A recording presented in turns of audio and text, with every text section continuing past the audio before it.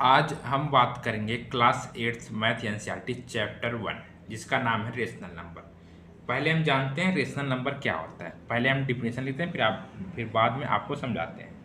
Rational number, rational number, numbers, a number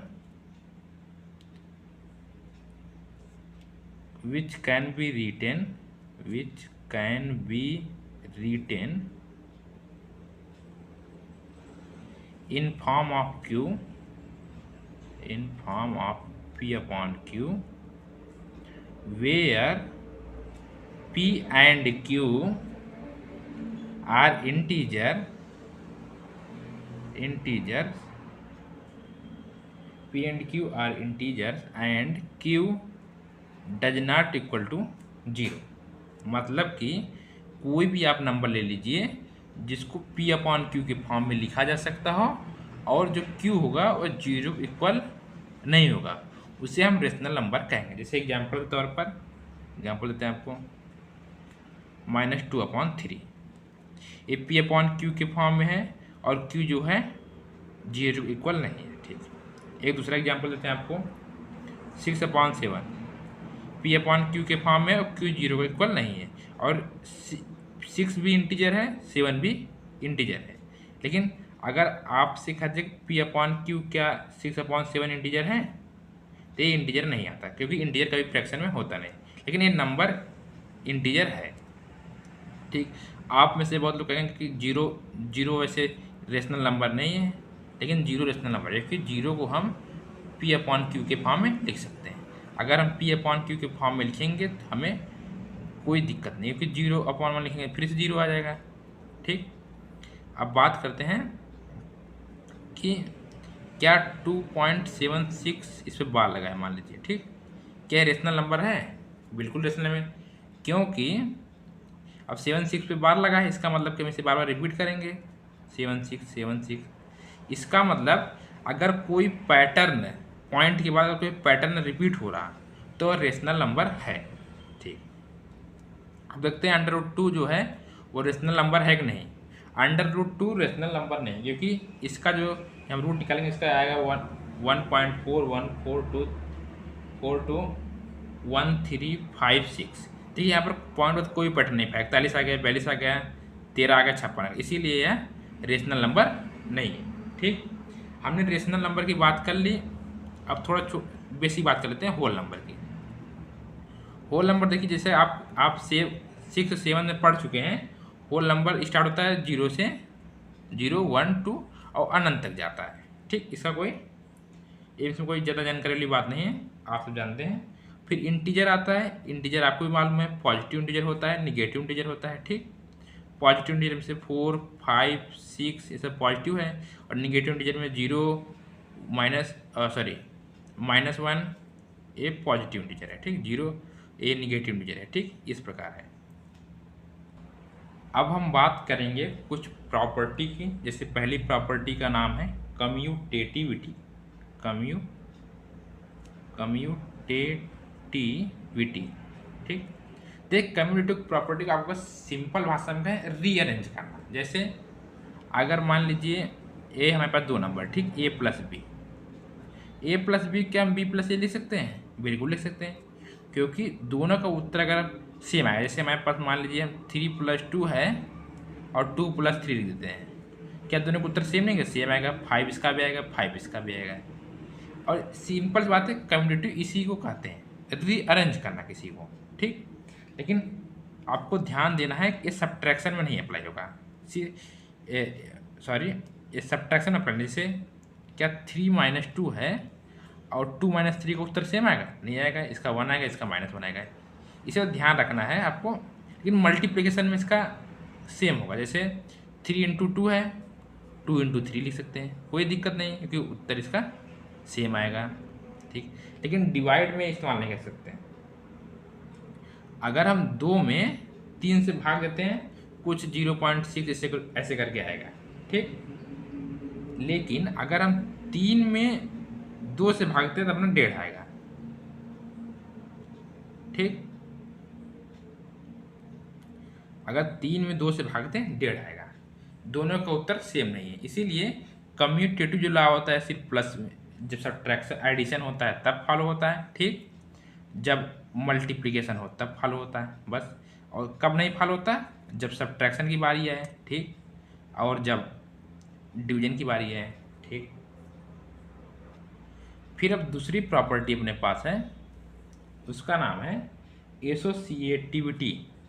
associativity, ठीक। ये property क्या कहती है, अगर मान लीजिए मेरे पास 3 रेशनल नंबर हैं ए बी सी, और इसको इस प्रकार लिखा गया है, देखिए ए प्लस बी प्लस सी। तो इसको जो है हम इस प्रकार ले सकते हैं, ए प्लस बी प्लस सी। कैसे ले सकते हैं आगे बताता हूँ, ठीक। मान लीजिए कोई नंबर लीजिए, ठीक, 2 + 3 + 7, ठीक। हम 2 को बाहर निकालते हैं, ठीक, 2 + 3 + 7 इसे लिख सकते हैं ना। दोनों का उत्तर क्या डिफरेंट आएगा? नहीं, सेम आएगा। 3 2 5, 7 5 12, 7 7 3 10, 10 2 12, दोनों का उत्तर सेम आया, ठीक। लेकिन देखते हैं क्या है नियम,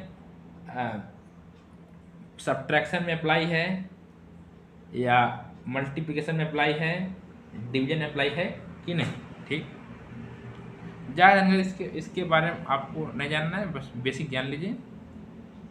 अब जैसे सब्ट्रैक्शन में देखते हैं, ठीक, a - b - c, a - b - c, ये कभी दोनों इक्वल होंगे? कभी नहीं इक्वल होंगे। आप चाहे तो इसे चेक कर लीजिएगा, ए की जगह कोई नंबर रख लीजिएगा, बी की जगह कोई नंबर रख लीजिएगा और सी की जगह, फिर इसको जो ए को बाहर निकाल दीजिएगा और बी - सी कर दीजिएगा, दोनों का उत्तर सेम नहीं आएगा, ठीक। लेकिन ये मल्टीप्लिकेशन में फॉलो होता है। कैसे? देखिए मैं आपको बताता हूँ। ए क्रॉस मतलब मल्टीप्लिकेशन बी क्रॉस सी इक्वल जो है इक्वल होगा ए क्रॉस बी क्रॉस सी, ठीक। से कोई हम नंबर लेते हैं 7 × 2 × 5, ठीक। इसको इस बार लेते हैं 7 × 2 × 5। आज जब मल्टीप्लाई करेंगे दोनों का उत्तर सेम आएगा, ठीक। लेकिन एक बात ध्यान देना है, ये जो प्रॉपर्टीज है या डिवीजन में नहीं फॉलो होती। जैसे ए को भाग दिया गया बी से और पूरे को भाग दिया गया सी से, ठीक। फिर इसे ये निकाल लेते हैं, ठीक। ए को ए से भाग दिया गया पूरे बी से सी से, ठीक। अगर आप कोई भी यहाँ पर नंबर रख लेंगे तो ये दोनों बराबर नहीं होंगे। तीसरी प्रॉपर्टी है डिस्ट्रीब्यूटिविटी।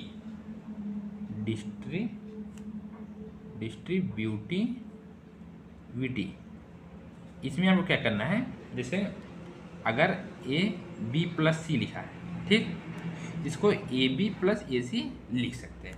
अगर ए बी माइनस सी लिखा है तो इसको ए बी माइनस ए सी लिख सकते हैं, ठीक।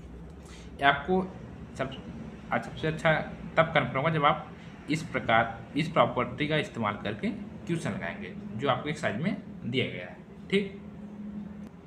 बुक में टॉपिक दिया गया है कि द रोल ऑफ जीरो का role, the role of zero. चलिए इसको समझते हैं। जैसे कि आपके पास कोई नंबर, जैसे आपके पास मान लीजिए होल नंबर है, ठीक, 5, ठीक। अगर इसमें आप 0 जोड़ते हैं, 0 भी होल नंबर है, ठीक। अब वो क्या प्राप्त होगा? 5, मतलब कि आपको होल नंबर प्राप्त हुआ, ठीक, होल नंबर प्राप्त हुआ। इसी बार आप कोई इंटीजर ले लीजिए, ठीक। अगर -5 आपके पास इंटीजर है, इसमें आप 0 को जोड़ देते हैं, ठीक, घटा भी सकते हैं, कोई दिक्कत नहीं है।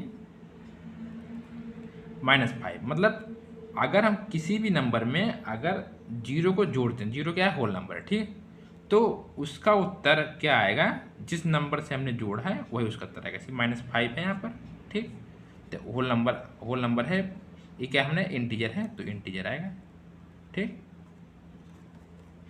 अगर मान लीजिए कोई रेशनल नंबर है, मान लीजिए 2/3 है, ठीक, इसके साथ अगर 0 जोड़ दिया मतलब होल नंबर, तो आएगा 2/3 मतलब रेशनल नंबर आ जाएगा, रेशनल नंबर, ठीक। आपको इसीलिए एक इसमें लाइन दिया गया है, 0 जो है क्या कहलाता है? Identity for addition of rational number, मतलब कि पहले लिखता हूँ वो बात जो लिखा गया इसमें, 0 is called the identity for the addition of rational number. इसका मतलब है अगर आप 0 को किसी भी नंबर से जोड़ते हैं तो जिस नंबर जोड़ते हैं वही नंबर फिर आ जाएगा। ठीक, फिर दूसरी टॉपिक दिया है रोल ऑफ 1। ए का क्या रोल है? The role of 1। ठीक, अगर आप एक को किसी से भी गुणा कर सकते हैं, किसी से भी गुणा कर सकते हैं, 5 × 1, ठीक, 5 आएगा। ठीक, और 1 × 5 तब भी 5 आएगा। ठीक, इसका मतलब ये हुआ कि आप 1 को किसी भी नंबर से अगर आप मल्टीप्लाई कराते हैं तो वही नंबर फिर से आ जाता है। जैसे मान लीजिए मेरे पास रेशनल नंबर है 2/7 × 1, इसका उत्तर क्या आ जाएगा? -2/7। ठीक, इसीलिए 1 को क्या कहा गया है? 1 को क्या कहा गया? 1 is the multiplicative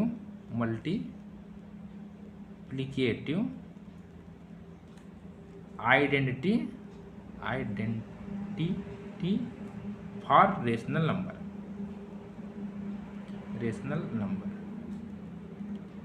rational number इसलिए लिखा गया क्योंकि हम बात रेशनल नंबर कर रहे हैं। ठीक, ये सबके लिए, जैसे अगर होल नंबर उसके लिए भी है। ठीक, क्योंकि मल्टीप्लाई करने पर हमारा तो सेम आ रहा उत्तर। ठीक, चलिए हम आगे बढ़ते हैं। निगेटिव ऑफ नंबर कह लीजिए या एडिटिव इनवर्स कह लीजिए। ठीक, या निगेटिव या एडिटिव इनवर्स।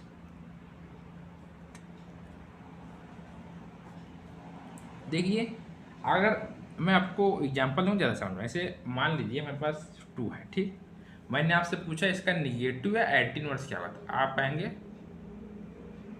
-2। भाई निगेटिव या इसका कह सकते हो एडिटिव इनवर्स। ठीक, तो ये भाषा बदली है लेकिन बात निगेटिव की है, स्टैंडर्ड भाषा लेकर आएगी कि एडिटिव इनवर्स करने में जैसे आप बड़े होते हैं तो आपको नाम चेंज होता है, उसी प्रकार यहाँ नाम चेंज होगा लेकिन काम वही है। निगेटिव में निगेटिव तो क्या है? 0 आ जाएगा।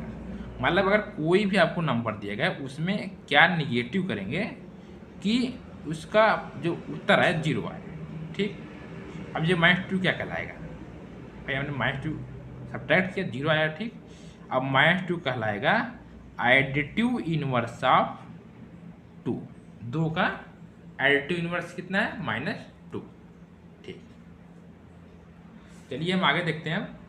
रेसिप्रोकल, आप यार रेसिप्रोकल कह सकते हैं, रेसिप्रोकल कहिए या मल्टीप्लिकेटिव इनवर्स।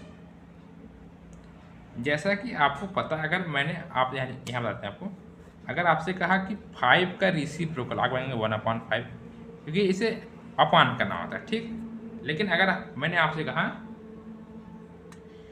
C/D, ठीक, रेसिप्रोकल और मल्टीप्लिकेटिव इनवर्स एक ही बात है। ठीक,